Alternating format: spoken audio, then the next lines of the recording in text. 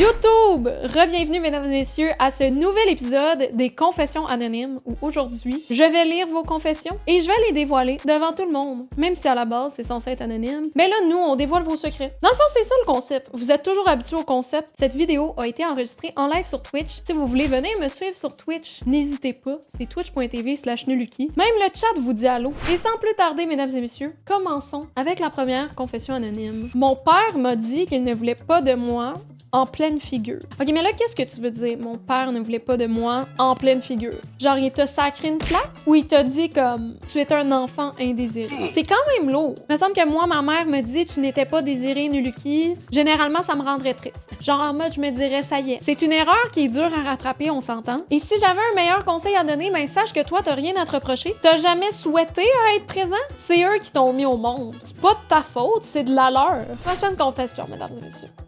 Ouch. Ce n'est pas quelque chose dont j'aime me vanter, mais je me suis déjà coupée en mangeant un Oreo. Je sépare mes Oreos. Ensuite, je mange la crème et je trempe mes Oreos dans le lait. C'est à l'étape de séparer les Oreos que ça s'est gâché. J'ai utilisé mes dents pour les séparer quand la partie du biscuit m'a raflé la lèvre. Moi, j'ai déjà perdu un bout de dent en mangeant du poulet Général Tao. Puis on s'entend, du poulet Général Tao, c'est vraiment pas comme quelque chose de dur, tu sais. Pas quelque chose que comme tu vas croquer dedans puis genre ça va faire mal, là, tu sais. Mais moi, je me suis vraiment pété un bout de dent. J'ai croqué puis j'ai senti une drôle de sensation pour finalement réaliser que ma dent était rendue croche parce qu'il manquait un bout. À l'université, je me suis ramassée dans une équipe de travail. On était 4 filles et un gars. Je suis une fille. Notre travail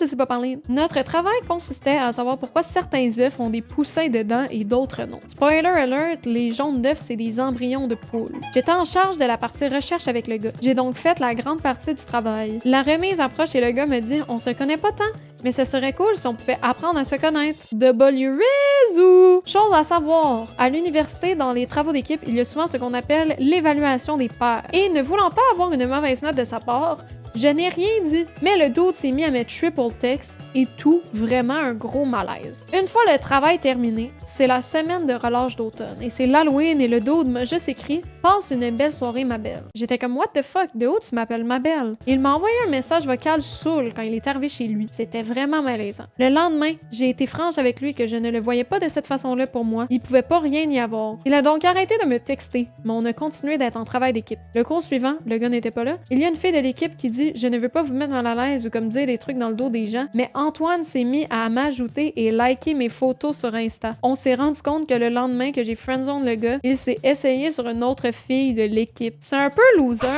Genre à quel point tu cherches autant quelqu'un? Ça se peut là qu'il y ait vraiment eu 2 filles sur qui t'as eu un intérêt vraiment comme rapide. Genre dans le sens où comme ça s'est fait super rapidement. Moi, ça m'est déjà arrivé, tu sais. Genre, je rencontre quelqu'un, finalement, ça marche pas. Une semaine ou 2 plus tard, je rencontre quelqu'un d'autre puis je suis comme, oh my god, genre, c'est vraiment cool. Mais une journée, shout-out Antoine. Non fictif, hein, Antoine d'ailleurs. Rappelons-nous que Antoine est un nom fictif.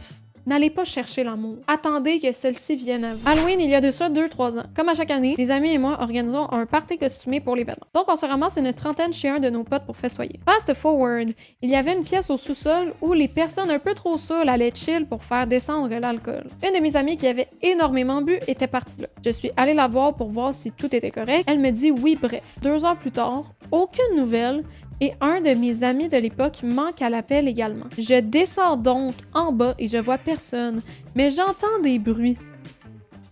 Je me dirige donc vers la porte qui mène à une autre pièce du sous-sol et je n'en revenais pas de mes yeux. Mon amie était collée avec mon ami E dans un lit et elle était légèrement dénudée et surtout pas stout pendant que le gars lui faisait des attouchements. Oh! Non, ça c'est pas correct. Je l'ai appelé 1, 2, 3 fois par son nom et aucune réponse. Je crie après le gars qui était très à jeun. Qu'est-ce que tu calisses? J'ai dit Queen. Furieux de rage, je l'ai poussé et je l'ai jeté contre le sol. Je l'ai exposé devant tout le monde là-bas.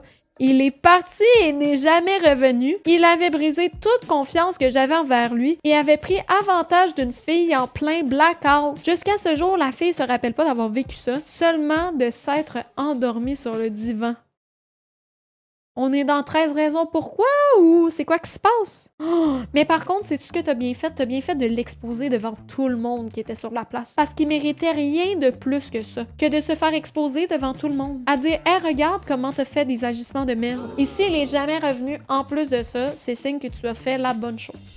Prochaine confession. Je me prépare pour un date Tinder avec une fille qui semble incroyable, drôle, cultivée, aime les chiens, déteste les raisins secs, bref, l'âme sœur. Pourquoi ça importe que la fille n'aime pas les raisins secs? Je veux l'impressionner, alors je propose un resto chic, je me parfume juste assez pour dire j'ai fait un effort, mais pas je vais t'étouffer et je me présente à l'heure. Ok? Tout va bien. Jusqu'à ce que je réalise en plein apéro que j'ai oublié de vérifier si le plat que j'ai commandé contenait du lactose. Spoiler, ça en contenait. Mon estomac commence à grogner comme un vieux moteur diesel en fond.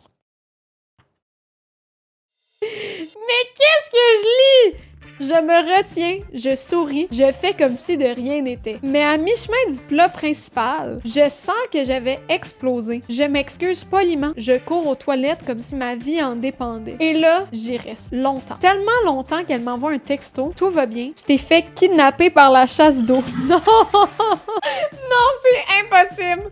C'est impossible! Non, ça c'est sûr, c'est une joke. Non, mais si elle fait une blague comme ça, tu sais que c'est la bonne. Moi, si un gars me faisait ça comme blague, ça me ferait vraiment rire. Puis je pense que j'irais en deuxième date avec lui. J'ai tellement eu honte que j'ai attendu qu'elle paye l'addition et parte avant de sortir et faire une fuite dingue d'un film de braquage. Puis je pense que j'irais en deuxième date avec lui. Je lui ai écrit après pour m'excuser. Elle m'a répondu 3 jours plus tard avec juste un « Next time, évite les pâtes au fromage ». C'est trop bon. Impossible. Mais elle a dit next time. Ouais, next time, mais pas avec elle. La prochaine fois, évite les pâtes au fromage, mais comme pas la prochaine fois avec moi. C'est juste comme la prochaine fois avec quelqu'un d'autre, comprends? Non, ça par contre, ça c'est impossible. Tu sais que t'es intolérant au lactose et tu prends des pâtes au fromage. En quoi le 1 plus 1 égale 2, genre, fait du sens? En quoi tu t'es dit, pas de lactose, mais du fromage. Prochaine confession. Puis je suis seule à parler à mon animal de compagnie comme si c'était un bébé de 3 mois. Je sais qu'il comprend ce que je lui dis, mais c'est plus fort que moi. C'est pas le seul. Moi, je parle à Luna comme si c'était mon enfant. Je parle à Luna comme si elle avait 3 mois puis qu'elle apprenait à marcher. Je suis comme, oh mon petit bébé, t'es tellement belle, oh mais t'es trop mignon, oh boudi.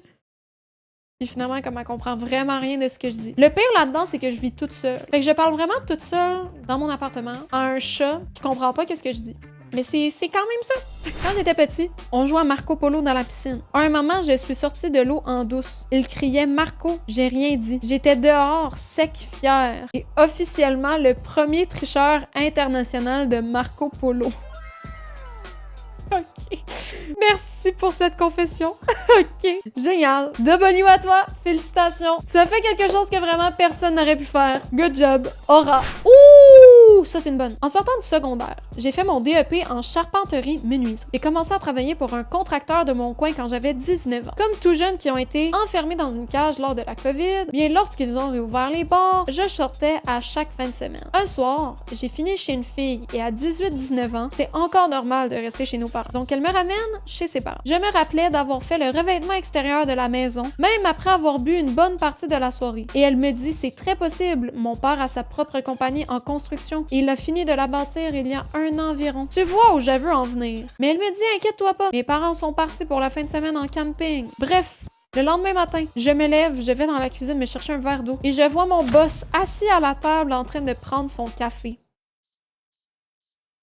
Je voulais mourir. Un malaise palpable s'installe. Il crie le nom de sa fille pour qu'elle vienne nous rejoindre dans la cuisine. Elle comprend tout de suite ce qui se passe. Ce matin-là, je me suis réveillée chez mon boss. Et en plus d'avoir couché avec la fille la veille, et aujourd'hui, ça fait 4 ans que nous sommes ensemble. Je travaille toujours pour lui. La seule différence, c'est que maintenant, nous prenons une bière ensemble le soir et que l'on soupe à la même table et allons travailler ensemble le matin. Oh, c'est cute comme dénouement. La fin est vraiment mignonne. Par contre, c'est quand même vraiment un drôle d'adon. Ça a dû être un petit peu malaisant.